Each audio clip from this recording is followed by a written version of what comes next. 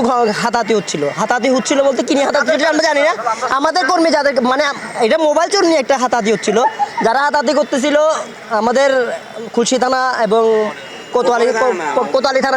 কোতোয়ালি থানার আব্বাইরা সরা দিতে যাচ্ছিল। ওরা সরা দেওয়ার জন্য দেখছিল, আমরা দেখছিলাম মানে চোরকে ধরার জন্য যাচ্ছিল।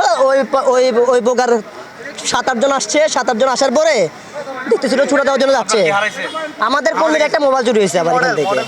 আর মোবাইল কি জানি না, আমরা এখানে মোবাইল চুরি হয়েছে, আমরা এখনো মোবাইলটা খুঁজতেছিলাম ভাই, মোবাইল ধরতেছে না। না এই মাত্র আমরা তো অবশ্যই জিডি করবো, মোবাইল যেহেতু চুরি হয়েছে আমরা তো জিডি করবো না আমাদের।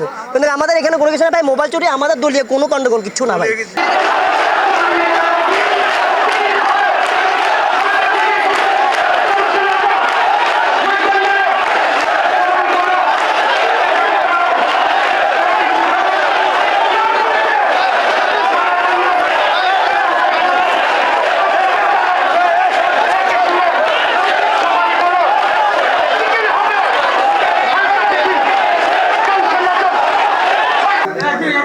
আসলে যে ঘটনাটা ঘটছে এটা হলো পকেটমারকে ধরতে গিয়ে আর পকেটমার অনেকে নিজেদের কর্মী মনে করে বাঁচাতে গিয়ে হট্টগোলটা হয়েছে। এই ক্ষেত্রে যাইয়া আমাদের শুধু আপনারা না, আমাদের মিডিয়া ভাইদের উপর গায়ে হাত উঠছে শুনছি, আপনারা বলছেন, এটার জন্য আমরা মর্মাহত দুঃখিত।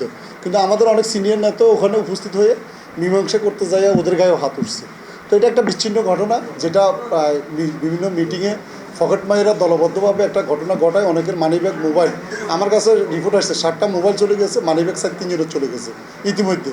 তো এরকম ঘটনা ঘটে, পকেটমারিগুলোই সংঘবদ্ধ চক্র, এরা বড় মিছিলগুলোতে ঢুকে দাঁড়ানোর ঘটনা ঘটে। তো আপনাদের গায়ে হাত তুলছে, নিশ্চয় আমাদের কোনো দলীয় কর্মী বা যারা চিনে তারা এই ধরনের কর্মকাণ্ডের সাথে জড়িত হবে না। গণমাধ্যম কর্মীদেরকে আমাদের দলীয় নেতা কর্মীরা চিনে, তারা কখনো তাদের সাথে বেয়াদবি করার কোনো সুযোগ নেই। এই ধরনের ভিডিও ফুটেজ ইতিমধ্যে আমাদের কাছে আসবে। আমরা যদি দেখি আমাদের কোনো চিহ্নিত কর্মী এটার সাথে জড়িত, আমাদের মিডিয়া কর্মী অথবা আমাদের সিনিয়রদের সাথে বেয়াদবি করছে বা এই ঘটনার সাথে জড়িত, আমরা তাদের বিরুদ্ধে সাংগঠনিক ব্যবস্থা অতীতে যেমন নিয়েছি এখন তেমন।